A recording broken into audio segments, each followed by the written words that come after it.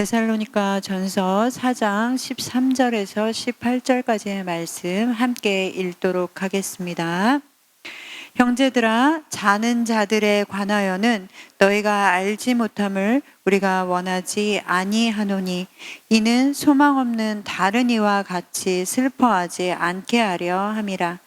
우리가 예수께서 죽으셨다가 다시 살아나심을 믿을진대 이와 같이 예수 안에서 자는 자들도 하나님이 그와 함께 데리고 오시리라. 우리가 주의 말씀으로 너희에게 이것을 말하노니 주께서 강림하실 때까지 우리 살아남아 있는 자도 자는 자보다 결코 앞서지 못하리라. 주께서 호령과 천사장의 소리와 하나님의 나팔 소리로 친히 하늘로부터 강림하시리니 그리스도 안에서 죽은 자들이 먼저 일어나고 그 후에 우리 살아남은 자들도 그들과 함께 구름 속으로 끌어올려 공중에서 주를 영접하게 하시리니 그리하여 우리가 항상 주와 함께 있으리라. 그러므로 이러한 말로 서로 위로하라. 아멘. 여러분은 살아가면서 위로가 필요한 순간이 있으십니까? 여러분은 위로가 필요할 때 어떤 것으로 위로를 받으십니까? 또한 어떤 방법으로 위로를 받을 때 가장 위로가 되십니까? 누구에게나 위로가 필요한 순간이 있습니다. 낙심했을 때, 또 그리고 우리가 절망하게 될 때, 그런 순간에 정말 위로가 필요하죠. 예수를 믿는다고 우리도 위로가 필요하지 않지 않습니다. 우리가 살아가는 삶에도 여전히 위로가 필요하죠. 그러나 중요한 것은 무엇으로부터 위로를 받느냐 하는 것이 문제입니다. 그렇기에 오늘 본문 18절 말씀에도 사도 바울이 이렇게 이야기하죠. 그러므로 이러한 말로 서로 위로하라. 위로라는 것이 어떤 순간에는 위로가 되는가 싶어도 조금만 지나도 그 위로가 되었던 것이 사라지고 다시 낙심되는 경우도 있죠. 지인들이 사랑을 보여주던 말이 되었던 그 말이 위로가 되었었는데 바로 이어서 나의 상황이 더 안 좋아지게 되는 경우, 그런 경우에는 그 위로가 효력을 발휘하는 것이 아니라 다 소용없구나 싶어서 더 깊은 낙심으로 떨어지기도 합니다. 또한 매번 똑같은 방법으로 우리는 위로를 받지 못하기도 하죠. 그건 내가 저번에 낙심했던 이유와 이번에 낙심하게 되는 이유가 다르기 때문에도 그렇고, 또는 우리가 성숙해지기 때문에 그때그때 받아야 하는 위로가 달라지기도 할 수 있습니다. 어쩌면 그때 상황보다 지금 상황이 너무나 심각하기 때문에 그냥 말로는 위로가 되지 않습니다 라고 말로 할 수 있을 것입니다. 그러나 위로라고 하는 것이 우리의 감정에 기반을 두고 있다면, 너무나 쉽게 변해버리는 우리의 감정에 기반을 두고 있다면 그것은 어쩌면 너무나 당연한 결과다라고 말씀드릴 수 있을 것 같습니다. 데살로니가 교회 성도들에게도 위로가 필요했죠. 데살로니가 전서 4장뿐만 아니라 데살로니가 전서 전체에서 사도 바울은 계속해서 예수 그리스도의 재림에 대해서 말씀하고 있습니다. 왜냐하면 데살로니가 교회 성도들에게는 정말 변하지 않는 위로, 진정한 위로가 필요했기 때문이었습니다. 데살로니가 교회 성도들은 사랑하는 사람들의 죽음, 특히나 가족이나 그리고 교회 안의 지체들의 죽음을 직면하면서 그들 안에는 절망이 생겨나게 됐고 혼란스러운 움직임들이 생겨나게 되었습니다. 처음에 이 사람들이 예수를 믿음으로 인해서 교회가 세워지고, 그리고 예수를 믿는다는 것, 그들의 믿음 때문에 그들은 여러 박해와 고난을 당했습니다. 그럼에도 불구하고 그들은 그 박해 가운데에서도 믿음을 지켰던 사람들이었습니다. 물론 이 교회가 문제가 없이 완벽한 교회는 아니었습니다. 그럼에도 불구하고 그런 상황 가운데에서도 그들은 서로 사랑하는 공동체였었죠. 데살로니가 4장 9절과 10절에 보아도 사도 바울이 데살로니가 교회 성도들에게 성도들이 서로 사랑함을 보고 칭찬하고 있습니다. 9절 말씀과 10절 말씀에 이렇게 이야기하죠.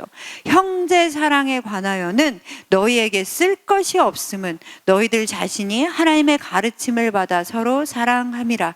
너희가 온 마게도냐 모든 형제에 대하여 과연 이것을 행하도다. 형제들아 권하노니 더욱 그렇게 행하고 라고 말씀하고 있습니다. 서로 얼마나 사랑하는 공동체였으면 서로 사랑하는 것에 대해서는 사도 바울이 자신은 더 이상 너희에게 할 말이 없다라고 말하고 있겠습니까? 그런데 이렇게 믿음으로 인해 박해 가운데도 낙심하지 않고 서로 사랑의 공동체를 이루었던 그들이 정말 낙심하고 절망할 수밖에 없는 일들이 벌어진 것이죠. 그것이 바로 교회 안에 있는 자신이 사랑하는 사람들 그리고 가족들의 죽음을 직면하게 되는 일이었습니다. 그들의 믿음이 흔들렸고 자신들은 하나님의 구원에서 멀어졌구나. 우리를 향한 하나님의 은혜가 다 사라졌구나 라고 그들은 생각하게 되었습니다. 우리도 동일한 경험들이 있죠.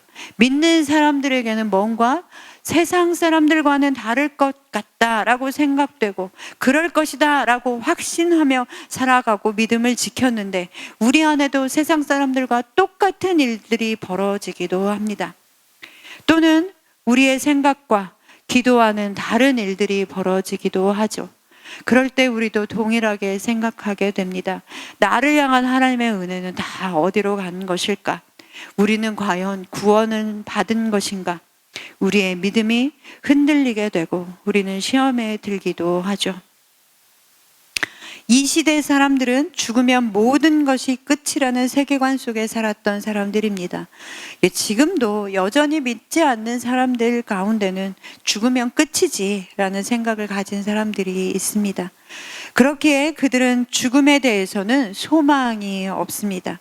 그리고 그 영역에 대해서는 어떤 말로도 위로가 되지 않죠. 그렇기에 사도 바울은 그리스도의 재림에 대해서 계속해서 반복하여 말씀해 주고 있습니다.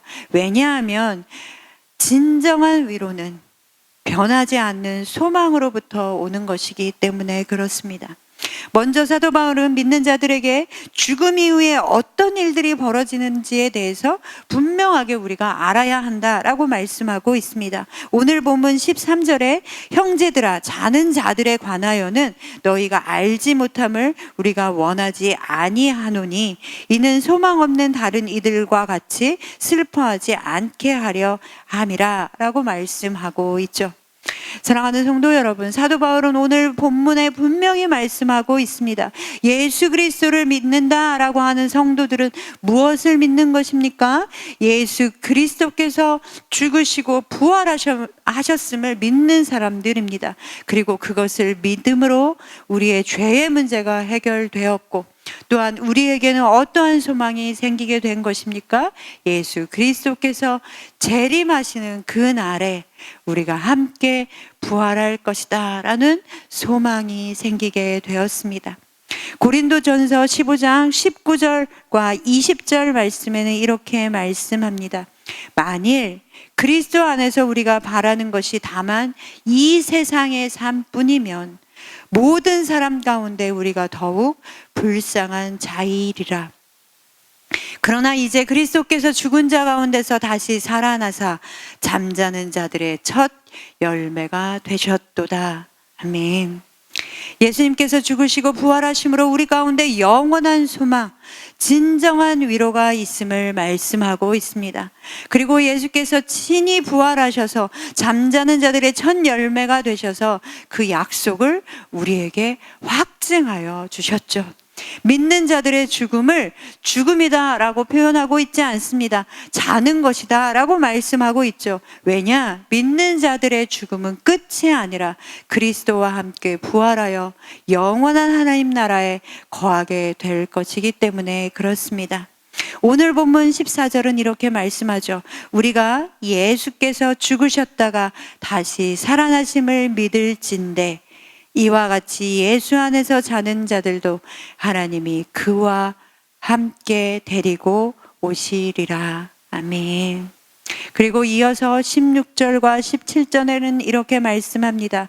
그리스도 안에서 죽은 자들이 먼저 일어나고 그 후에 우리 살아남은 자들도 그들과 함께 구름 속으로 끌어올려 공중에서 주를 영접하게 하시리니 그리하여 우리가 항상 주와 함께 있으리라. 아멘.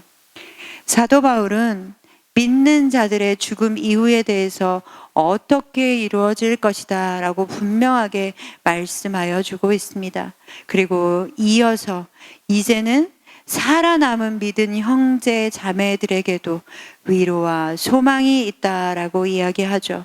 그것은 예수 그리스도께서 재림하실 때에 죽은 자들이 다시 일어날 뿐만 아니라 살아남은 자들도 공중으로 끌어올려 주를 만나게 하신다라고 약속하신 것이죠. 그리고 그 다음에 뭐라고 말씀하고 있습니까? 항상 주와 함께 거하게 될 것이다. 영원히 그리스도 안에 거하며 교제하게 되는 것입니다. 사랑하는 성도 여러분, 그리스도인들의 영원한 소망과 위로가 되는 것은 바로 이것입니다. 예수 그리스도께서 우리를 구원하시고 그리고 예수 그리스도의 재림의 날에 죽은 자들과 살아남은 자들이 함께 주님을 만나며 영원한 교제 가운데로 들어가게 될 것입니다. 우리가 그토록 인내하며 기다렸던 주님을 기쁨으로 만나게 되는 것이죠. 데살로니가 교회 성도들의 상황을 생각해 보십시오. 박해 가운데도 믿음을 지켰고 사랑의 공동체를 이루었고 그런데 이제는 절망하는 일들이 생겨났습니다. 그런데 그들에게 주 예수 그리스도를 다시 만나며 그리고 영원한 교제 가운데 거하게 될 것이다 라는 소망을 그들에게 말씀하고 계신 것이죠. 사랑하는 선창의 가족 여러분, 오늘 사도 바울이 18절에 말씀하고 있듯이 변할 것, 사라질 것에 소망을 두고 위로를 받는 것이 아니라 예수를 믿는 모든 자에게는 하나님이 분명히 약속하신 영원한 생명이 있다는 것, 그것에 소망을 두시고 위로를 받으시는 여러분 되시기를 소망합니다. 예수 그리스도가 재림하시는 날은 진정한 소망의 날이고 기쁨의 날이 될 것입니다. 우리의 삶 가운데 예수 그리스도만이 진정한 위로이며 우리의 소망 되십니다.